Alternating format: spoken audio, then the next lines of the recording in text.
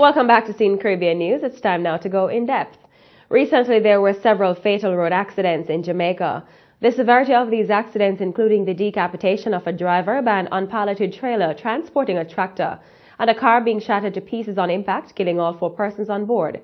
The National Road Safety Council, NRSC, has long been campaigning to decrease the number of road accidents and road fatalities on the island. In 2013, they changed the target figure of the National Road Safety Campaign from saving 300 to saving 240 lives. However, at the end of 2014, 300 Jamaicans lost their lives on the island's roadways. So what is to be done about the increasing fatalities on Jamaican thoroughfares? We have been joined by the Executive Director of the National Road Safety Council, Mrs. Paula Fletcher, to share some of the statistics and plans for the NRSC campaigns in 2015. Welcome to Indepth, Mrs. Fletcher. Now, how many road accidents and fatalities has Jamaica experienced since the start of the year? Well, unfortunately, we have had 53 road fatalities as a result of crashes, compared with last year 49 for the same period. It's an 8% increase over last year to date. Now, do the figures show a decrease or a rise in the number of accidents on the roads compared to previous years? No, we're seeing an increasing trend, unfortunately. We had a program to go below 300, and we attained that in 2012 when we went down to 260 fatalities. This is, of course, coming from in the early 90s to over 400 fatalities per annum. So that program was quite successful. But unfortunately, since 2012, we have been seeing somewhat of an increase, a worrying increase, and we're actually very concerned about this trend. The NRSC has long been embarking on campaigns to reduce the numbers of road fatalities and accidents. Since the change from saving 300 lives in 2013 to saving 240 lives, has any other adjustments been enacted or contemplated by the NRSC? That's for a 3-year period, actually. So it would go from 2013 to 2016.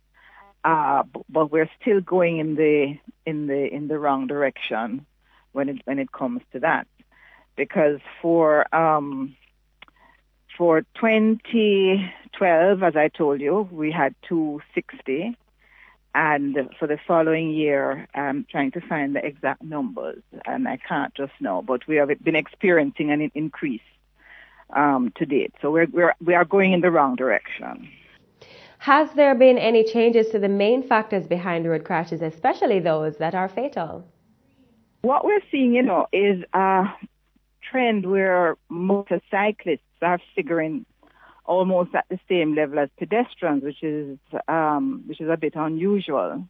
We have that problem particularly in the Westmoreland area, where we have that phenomenon of bike taxis, which has been really very entrenched culturally. And there's actually a lot of resistance to sort of getting people to understand that the motorcycle, you're a vulnerable road user when you're on a motorcycle because you're not fully covered. But it's a main form of transportation, and of course they're unhelmeted. The majority of crashes that we see on motorcycles, they don't have their helmet on. So we're worried about that. The police tell us that the main causes of crashes we're seeing, of course, excessive speeding, which points to the fact that we really need to have electronic surveillance like yesterday. But that will take some doing. But we're trying to work with the authorities to persuade them to go in that direction. And I think there's a willingness, but there are certain things that have to happen first, and plus there's a level of investment there. So it's excessive speeding, top of the list, and disobeying traffic signs and traffic lights, turning without due care, swerving, improper overtaking, failing to keep to the near side. So those are some of our concerns. Are Jamaican motorists and pedestrians taking notice of the campaigns to help save lives on the roads? Well, interestingly, we do a bit of analysis periodically to find that out. We did that a couple of years ago, and what it showed is that they are hearing the message, because we are not even the only ones. In addition to what we do at the National Road Safety Council, that's funded by the National Health Fund in terms of our public education campaign. You have the Road Safety Unit, you have the police, you have the Jamaica Automobile Association, and there has been quite a high level of message dissemination, which of course you hope to get the behavior change, which is we're not seeing a comparable level, which points to the need to up enforcement, because that's a big part of the road safety equation. And we're actually at the council lent our voice to supporting the police in having the human resources that they require, as well as, vehicles, motorcycles, and radar guns. They really need to have all of that in place to give more effect to what we're doing with public education. Now, there were reports that Jamaican inventor Dr. Kingsley Chin and a colleague have designed a device called the Sense HUD that is supposed to be a compromise between persons who can't stay away from their phones and safe driving, called Sense HUD.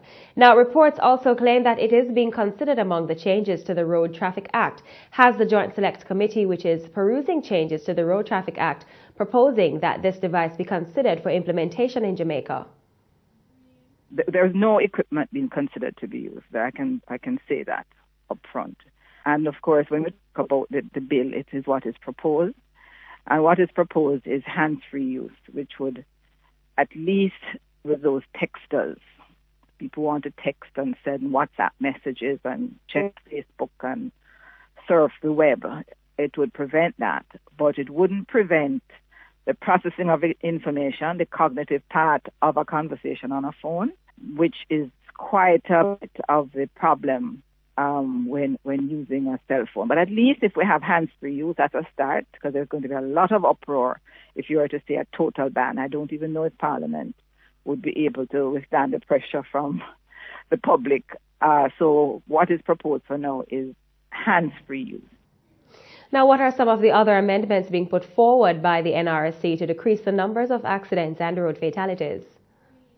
Right. So in addition to cell phone use being the recommendation being hands-free, we're going to see an improved system of driver training under the graduated driver's license system, which is predicated on building experience along the way before you reach to the next level.